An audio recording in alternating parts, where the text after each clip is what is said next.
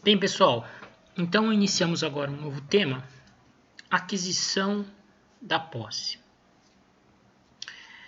A primeira pergunta que nós devemos nos fazer é a seguinte: qual a utilidade em se definir o exato momento em que alguém adquire a posse sobre determinado bem? Existem duas utilidades em se definir esse momento. Primeiro, é a partir do momento em que se considera adquirida a posse que inicia-se a contagem do prazo para fins de uso capião.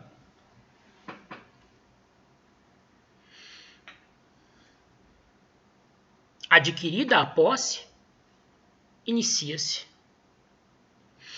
a contagem do prazo da chamada prescrição aquisitiva, que pode conduzir o possuidor a adquirir a própria propriedade do bem, desde que essa posse perdure por um determinado período definido em lei e a ela se agreguem outros requisitos. A segunda utilidade é a definição do surgimento da posse velha. Posse velha, nós vimos há pouco, é aquela adquirida há mais de ano e dia.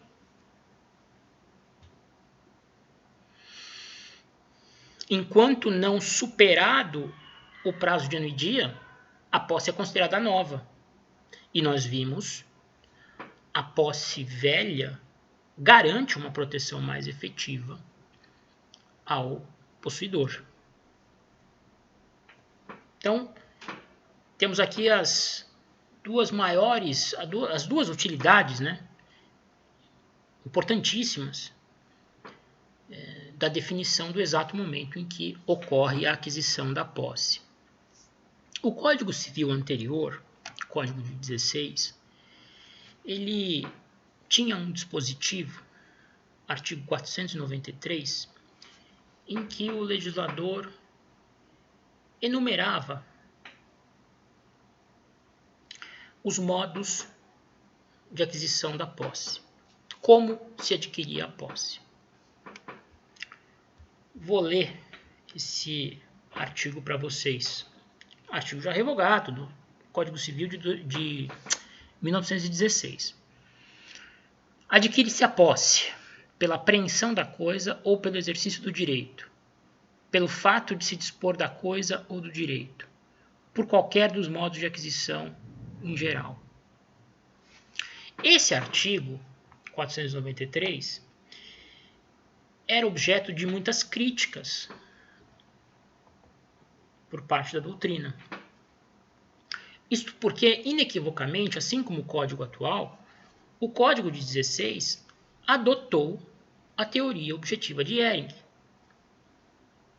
para quem a posse se configura quando o indivíduo passa a ter um comportamento de dono sobre a coisa, quando o indivíduo passa a exercer sobre o bem algum dos poderes inerentes ao exercício da propriedade.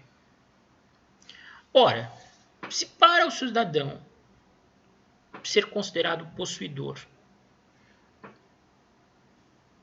basta comportar-se como dono em relação à coisa, evidente que o momento da aquisição da posse será aquele em que esse comportamento passa efetivamente a existir. Seria desnecessário o legislador descrever os modos de aquisição da posse. Em razão dessas críticas que a doutrina fazia ao texto do Código Civil anterior, no Código Civil atual nós não encontramos um dispositivo com redação similar. O artigo 1204, de maneira acertada, diz que adquire-se a posse desde o momento em que se torna possível o exercício em nome próprio de qualquer dos poderes inerentes à propriedade.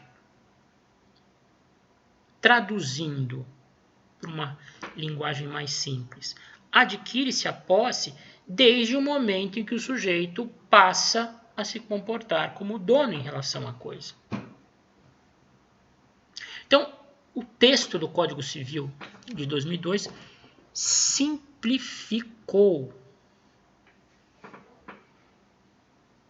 o texto do Código Civil de 16 e melhor se adequou à opção legislativa de aderência à teoria objetiva de Ehring.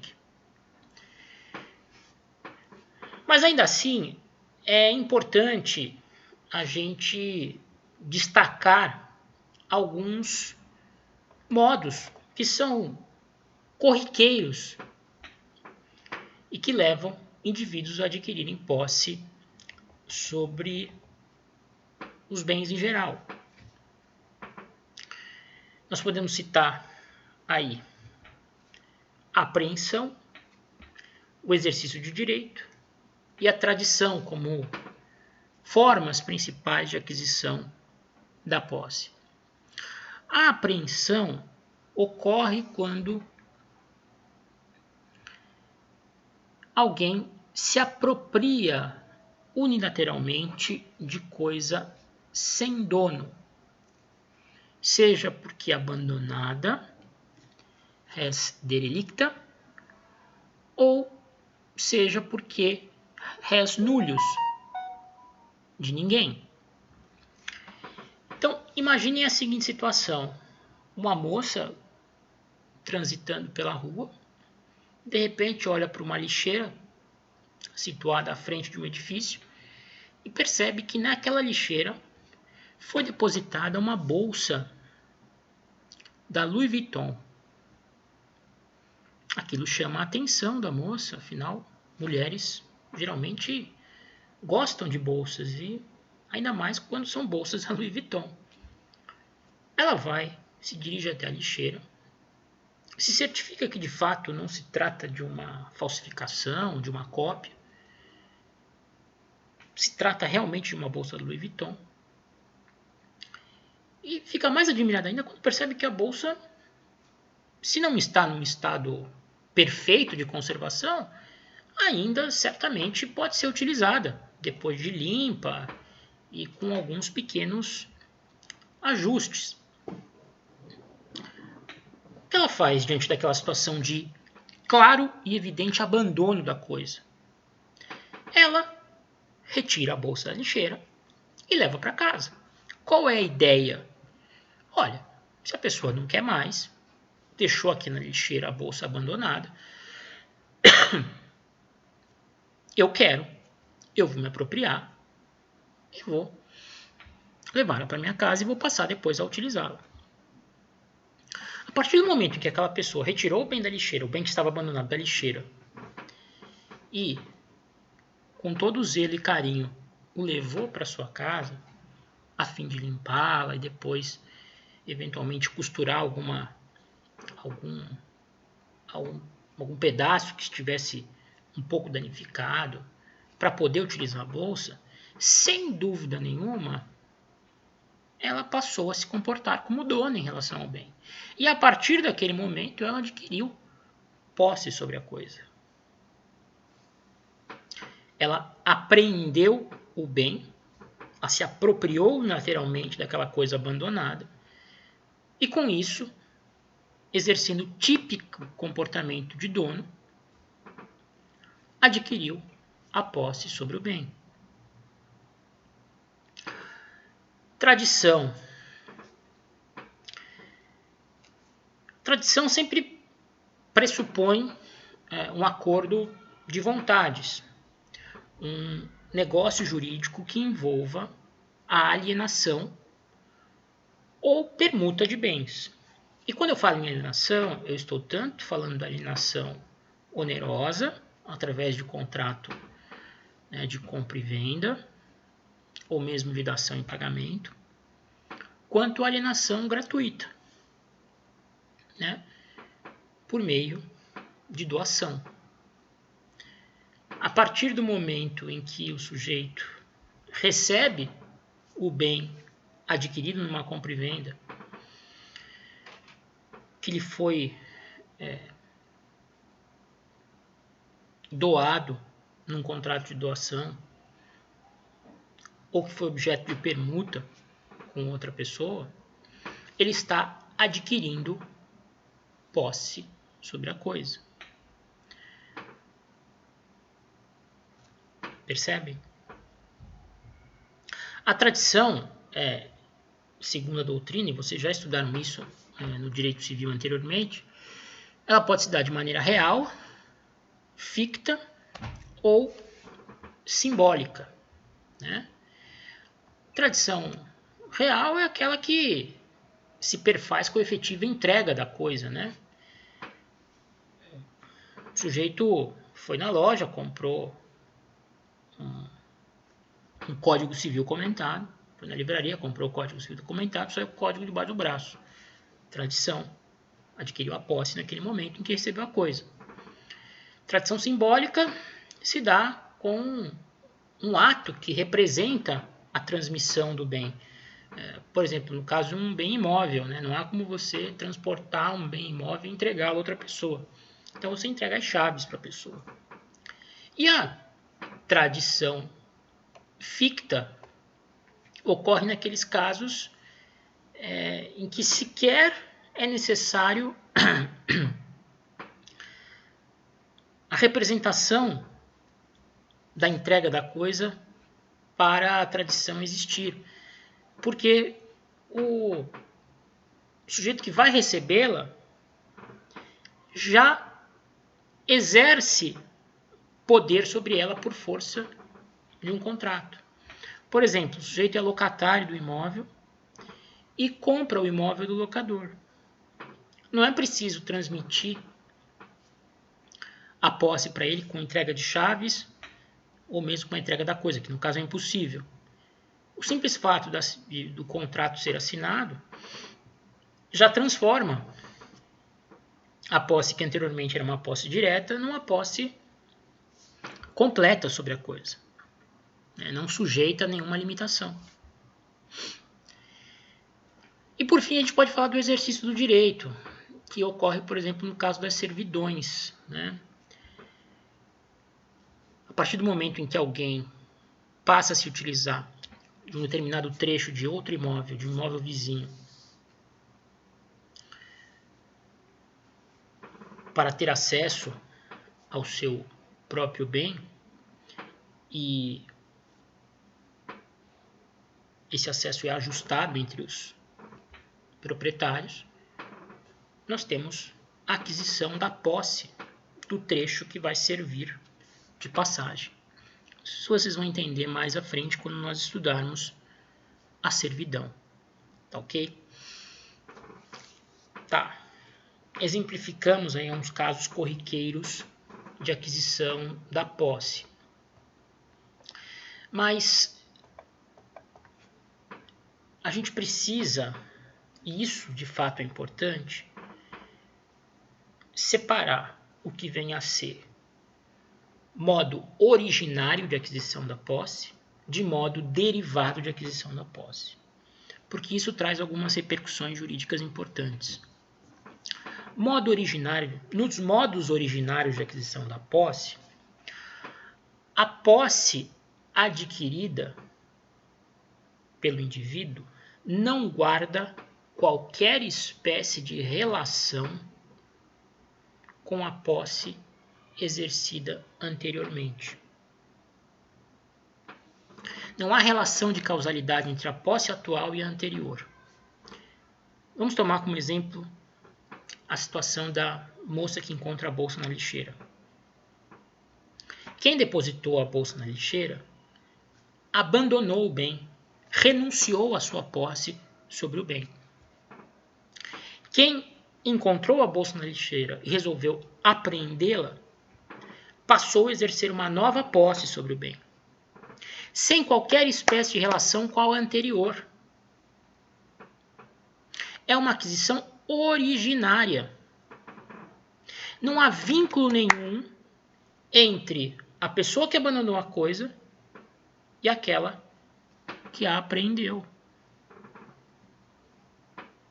A posse da moça que se apropriou da bolsa na lixeira não guarda qualquer relação com a posse que era exercida pela moça que depositou o bem na lixeira.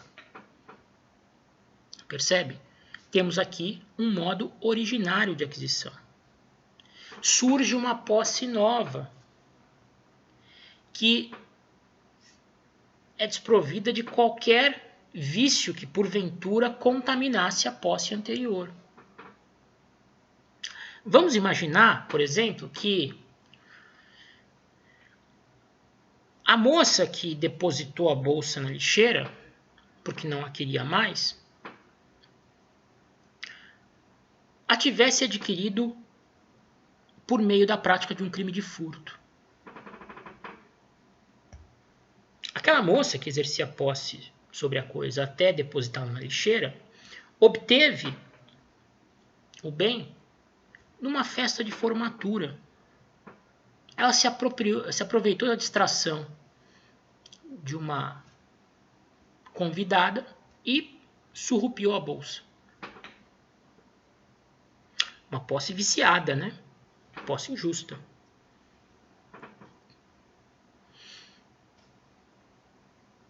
Tendo usado a bolsa e depois resolvido se desfazer dela, ou temendo usar a bolsa e ser descoberta, resolvido se desfazer dela, a posse adquirida por aquela pessoa que viu a bolsa naquele estado de abandono e resolveu apreendê-la, não tem nada a ver com a posse anterior. Ela não é uma posse injusta. A pessoa que se apropriou da bolsa jamais poderia imaginar como a anterior possuidora a obteve. É uma posse completamente nova e, por isso, não contaminada por qualquer vício que, eventualmente, contaminava a posse anterior. Diferentemente ao caso da posse derivada, adquirida por meio derivado. A posse adquirida por meios derivados conserva o mesmo caráter que tinha anteriormente.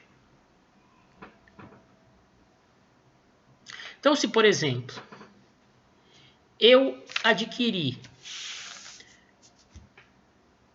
uma coisa que foi objeto de roubo através de um contrato celebrado com um assaltante.